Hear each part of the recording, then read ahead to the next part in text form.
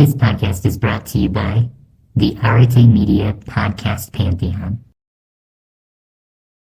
Welcome to the AI Analysis Podcast. Today, we're looking at another episode of the Complete Guide to Happiness podcast with Dr. Fantastic. And we've got quite the exploration ahead of us today. Oh, absolutely. I mean, saying just one simple three-syllable word literally force your brain to release stress-reducing chemicals. Right. And what does that possibly have to do with putting sauerkraut on a pepperoni pizza? Yeah, it sounds completely bizarre, but we are actually going to explore all of that today. Our focus is this incredibly engaging and just really wide-ranging interview from the Pantheon Podcast's YouTube channel. It's such an interesting dynamic, too, because it features two very, very different thinkers.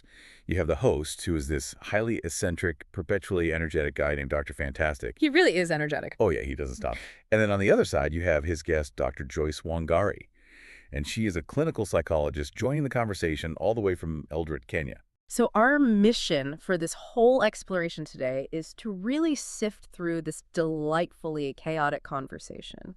We want to extract the practical and psychological and honestly sometimes pretty quirky methods they propose for rewiring our brains for happiness. It's just a fascinating clash of perspectives. Yeah. Because somehow they arrive at the exact same conclusions. Yeah, they really do. You've got Dr. Fantastic, who is this stylized, globe-trotting philosopher. He basically operates entirely on intuition and life experience and just sheer willpower. Totally. And then you have Dr. Wangari, who is an academic. She studies human behavior and trauma and community dynamics at a very clinical level. Right, so we get the science and the intuition. Exactly. We are going to look at how their combined insights map out the literal mechanics of happiness. Oh. Starting from the micro level of the exact syllables we form in our mouths, all the way up to the macro level of how we literally interact with the soil beneath our feet. Okay, well, let's start with the foundation of the host's platform. Dr. Fantastic is the founder of what he calls the kindness revolution. And this isn't just some catchy podcast slogan for him. No, not at all. It's a whole movement. Right. He currently has 9,590 ambassadors spread across 142 countries. Wow. Yeah, mostly organized through these massive WhatsApp groups where he shares daily quotes. And the bedrock of this whole movement is his global kindness pledge. Which is actually surprisingly simple. It is. It really boils down to three straightforward commitments. You have to be kind to yourself, be kind to all others, and be kind to Mother Earth. Just three things. Yeah, he intentionally kept it to three things because, as he bluntly points out, most adults have trouble remembering lists like the 10 Commandments. But a 5-year-old can easily memorize 3 basic rules. That makes a lot of sense, actually. And alongside that pledge, he heavily advocates for this very specific physical hack. The word hack, right? Yeah. He tells his audience to constantly use the word fantastic. He claims that just saying the word naturally forces your facial muscles into a smile, regardless of your native language. Which is wild to think about. It is. And he backs this up with some very specific claims about longevity, too. He states that genuine laughing adds a whole hour to your life by visibly reducing stress and anxiety. And just the simple act of smiling adds 5 minutes. Okay, let's unpack this because I have to push back on this a little bit. If I've just had an awful morning, like say my car broke down or I'm dealing with a family crisis, looking in the mirror and forcing myself to chant, I am fantastic, it just feels borderline delusional. Right. It sounds like you're just ignoring reality. Exactly. It sounds like the very definition of toxic positivity to me. So is there any actual psychological utility in forcing a word out of your mouth just to trigger a physical smile, or is your brain just going to reject that as a lie? Well, the skepticism is completely warranted. Right. But there actually is a profound biological mechanism at play here that moves it past just being mere toxic positivity. Really? How so? The clinical framework for this is called the facial feedback hypothesis. When you pronounce a word with the phonetic structure of fantastic you are physically required to contract the zygomatic major muscles in your face. Oh, okay, the zygomatic muscles. Right. And when those specific muscles contract, they send sensory feedback directly to the brain's emotional center. It effectively tricks the brain into releasing dopamine and serotonin. Oh, wow. So he's not just making it up. No. Dr. Fantastic isn't really arguing about the semantic truth of the word. He is utilizing the physical posture of the face to forcibly alter blood chemistry. So it's less about convincing your brain that everything is perfect and more about literally flexing a muscle to inject a tiny dose of dopamine into a stressful situation. Precisely. It's the opposite of ignoring a problem. In fact, Dr. Wangari explicitly admits during the interview that she has to actively use this kindness pledge, specifically the commitment to be kind to herself when she's dealing with complex, heavy emotions like shame or guilt. Shame is such a heavy one to deal with. It really is. It's a very isolating emotion. Hmm? It triggers an internal fight or flight response where the actual threat is yourself. Oh, that's a brilliant way to put it. Yeah, so consciously practicing self-kindness acts as a neurological brake system. It interrupts that shame spiral so you can actually process the emotion. That reframes Dr. Fantastic's approach entirely for me. And it's so interesting to look at where his philosophy actually originated because he has a fiercely independent streak. Oh, definitely. Yeah, he explains that his current 5-year world tour and this entire kindness mission were actually sparked about 5 years ago. He explicitly refused to follow U.S. government COVID mandates regarding quarantining and masking. Right, he was very clear about that. Very clear. He states very matter-of-factly that he just decided no one tells him what to do, and that moment of rebellion is what launched his global journey. His motivation is deeply rooted in absolute personal autonomy, which I think makes his reliance on historical wisdom so compelling. He does love quoting history. He constantly texts his followers quotes to ground his highly individualistic lifestyle in ancient philosophy. Yeah, he cites Socrates noting that happiness isn't seeking more, but developing the capacity to enjoy less. A classic. And then he throws in this surprisingly fitting quote from Johnny Depp about money not buying happiness, but buying a yacht big enough to sail right up to it. Which is quite the pivot from Socrates. Right, and he even brings up René Descartes' famous, "I think, therefore I am." He uses it to argue that if you look in the mirror and call yourself a loser, well, your reality just forms right around that concept. And this is where his intuition perfectly meets cognitive behavioral science. Descartes was talking about the proof of existence, but Dr. Fantastic is applying it to the concept of our internal narrative. How we talk to ourselves. Exactly. Yeah. If your internal monologue is rooted in self-deprecation or guilt, your external actions will manifest that insecurity. If you physically force your narrative toward the word fantastic, you begin to rewrite the neural pathways that dictate your baseline mood. Okay, so we've established that forcing a smile can trick your brain's internal narrative. But the conversation takes a brilliant turn when they move from the internal words we use to how we interact socially through humor. Yes, this part was incredible. Dr. Wangari brings some heavy academic weight to this. She actually delivered a TED Talk in June of 2020 titled Humor for Resilience. What's fascinating here is the visual context of that TED Talk. It's vital to understanding her perspective. June 2020 was the absolute height of early pandemic isolation. Right, everyone was locked down. Yes. She delivered this presentation on resilience while strictly adhering to physical distancing. She was literally standing alone inside red tape boxes on a stage. Wow, just a very stark visual. Of a visceral physical manifestation of isolation. And her entire thesis was about using humor as a tool to bridge that exact kind of structural and psychological distance. Well, she currently runs a WhatsApp group with over 300 members dedicated to practicing resilient humor. But she enforces very strict ground rules, absolutely no profanity and zero violence. Very strict. Yeah. And she categorizes humor in a way that completely changed how I view my own interactions. She breaks it down into 4 quadrants. The psychological breakdown of this is just fascinating. On the constructive side, you have affiliative humor, which is specifically designed to bring people together, find common ground, and reduce tension. The good stuff. Right. Then you have self-enhancing humor, which is how you cope with your own stress in a good-natured, non-destructive way. But on the destructive side, you have self-defeating humor, constantly minimizing your own worth for a laugh. Oh, I know a lot of people who do that. We all do. And lastly, there's aggressive humor, which encompasses mocking, taunting sarcasm, or what we commonly call roasting. You know, I love thinking about aggressive humor like junk food in a relationship. Roasting a friend gives you this quick, cheap entertainment high. The whole group chat laughs when someone gets insulted. It feels good in the moment. Exactly. But it has absolutely zero nutritional value for the connection between you. Oh. Over time, that constant sarcasm actually rots the foundation of the relationship. It really does. So to you listening right now, pull up your group chats. What kind of humor dominates those threads? Are you using humor to build a bridge, or are you just trading burns for a cheap dopamine hit? We're going to dive deeper into this right after a quick word from our sponsors. Hey, so let's talk about that amazing idea you've got. You know, the one that's always in the back of your mind? Well, it absolutely deserves to be heard. Today, we're going to look at a network that's built to do just that, to amplify your voice and make that idea a reality. Seriously, think about it for a second. What's that one thing you're passionate about? That one story that only you can tell? We all have that topic we could just talk about for hours on end, right? But there's a catch. That's the big question, isn't it? It's the hurdle that stops so many fantastic ideas cold. The how of it all can feel, well, super overwhelming and honestly a little intimidating. So what if you had a partner to help you get over that hurdle? Well, let's meet Arete Media. It's a podcast network, and its whole mission is to help creators like you launch and grow their shows. Think of them as your partner in crime, helping with the tough stuff so you can just focus on being creative. Now, anyone can say they'll help, right? But the real proof is in the community they've built.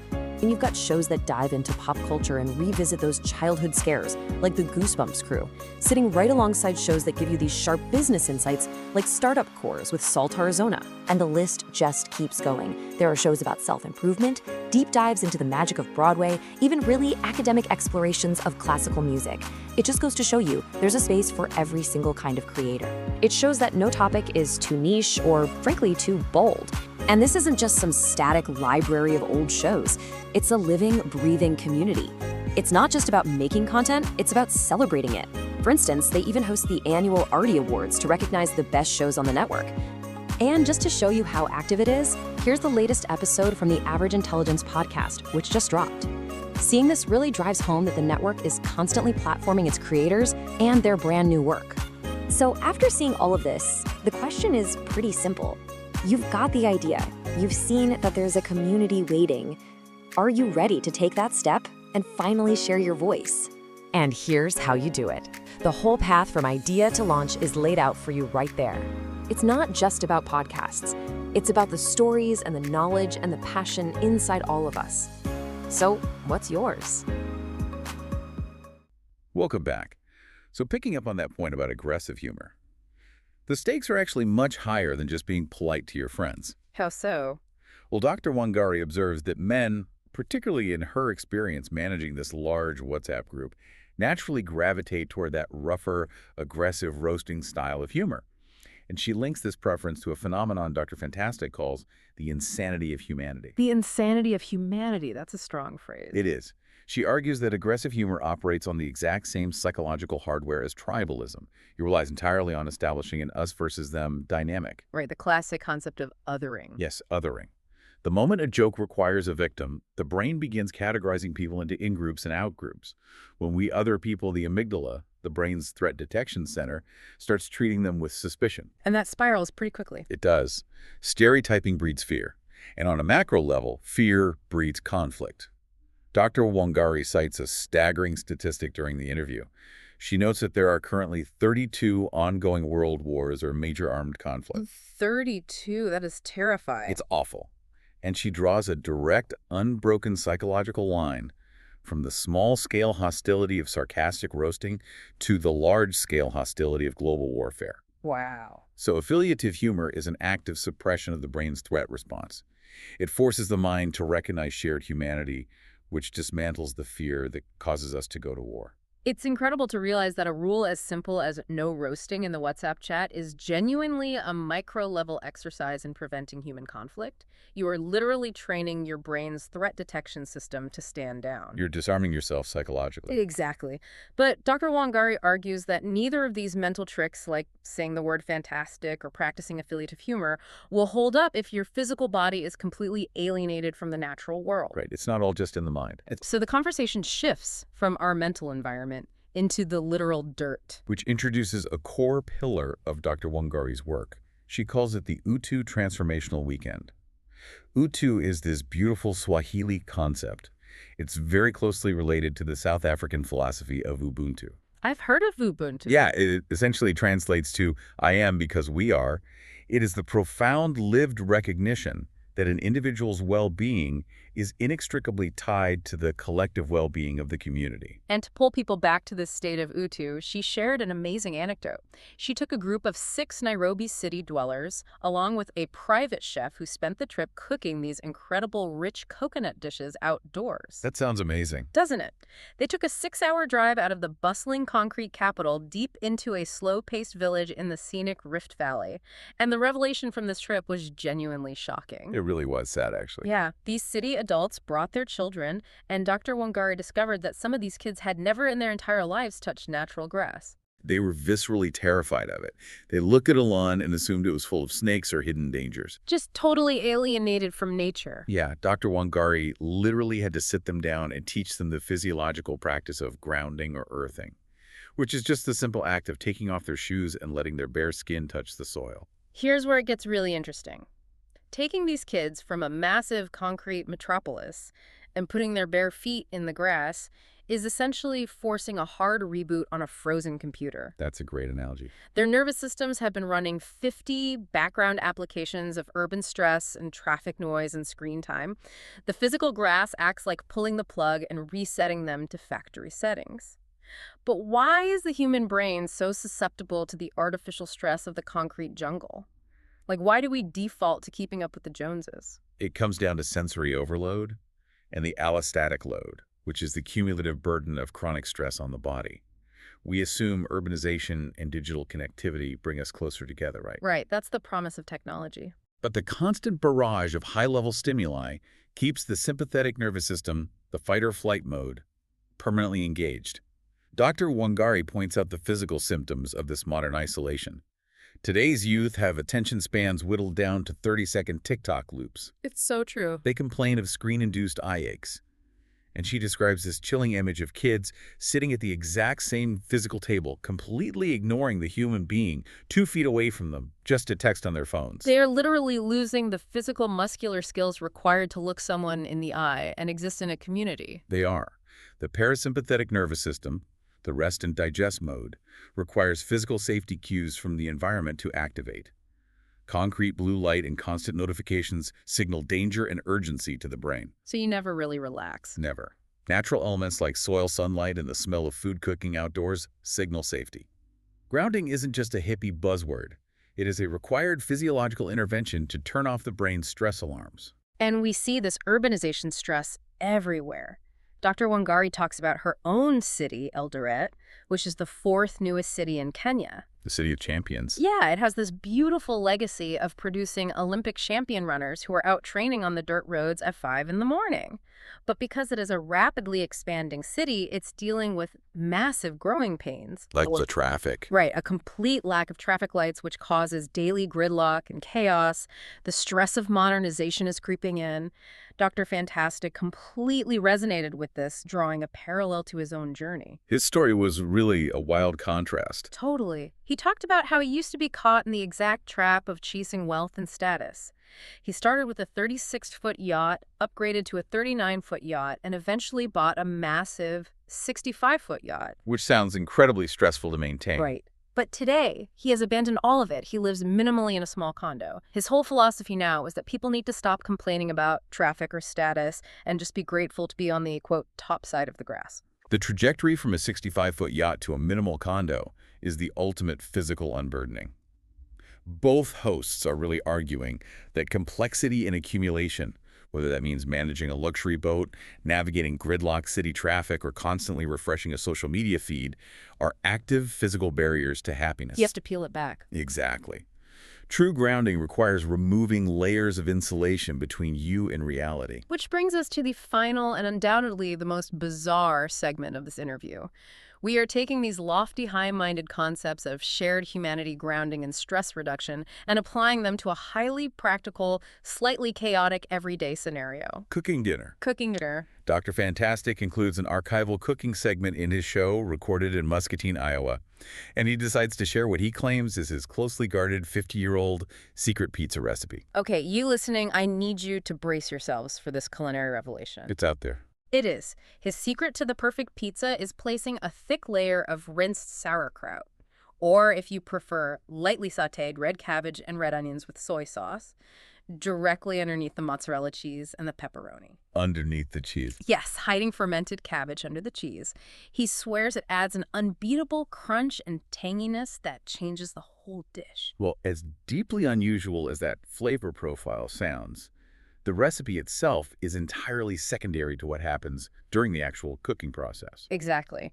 So he decides he's going to make the pizza dough entirely from scratch. He gets his ingredients ready, looks in the pantry, and realizes he doesn't have any yeast. A pretty crucial ingredient for dough. Right. So he embarks on a 40-minute round-trip walk into town to the market just to buy a single packet of yeast. He walks all the way back, gets into his kitchen, readies his flour, and realizes he left the yeast sitting on the counter at the checkout lane. Oh no. For the vast majority of people walking 40 minutes out of your way, only to realize you forgot the sole item you went to retrieve would be an explosive evening-ruining event. Oh, I would be absolutely fuming. Right. It's the exact kind of minor, frustrating inconvenience that causes cortisol levels to spike.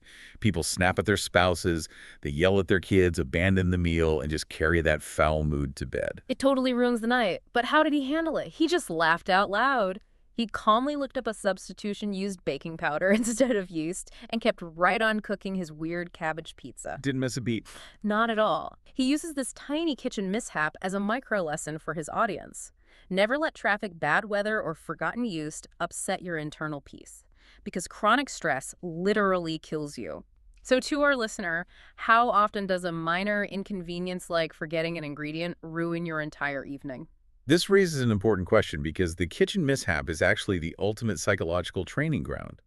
Neuroplasticity, the brain's ability to rewire itself, isn't built during massive life-altering traumas. No, it's built in the mundane moments, right? Yes.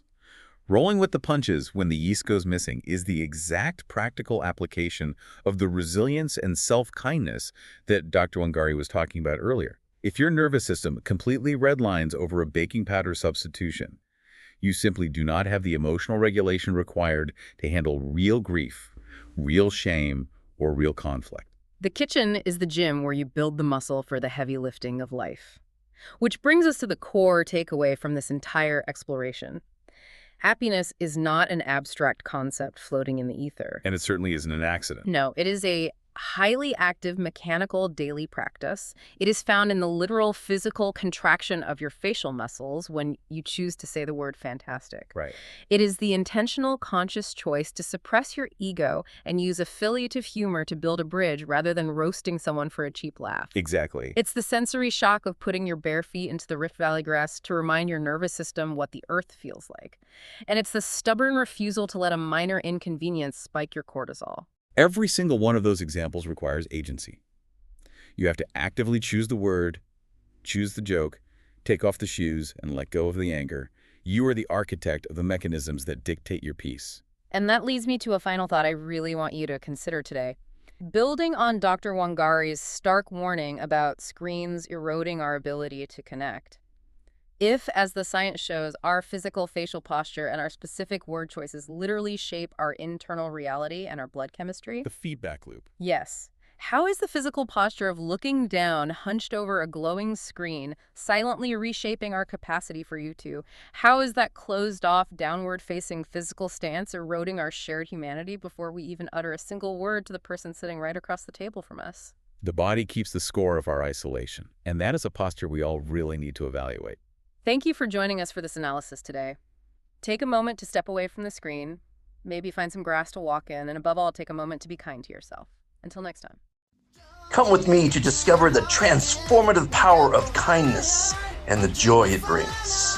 Join me as we explore every Monday morning simple yet profound ways to elevate your happiness, one gesture at a time.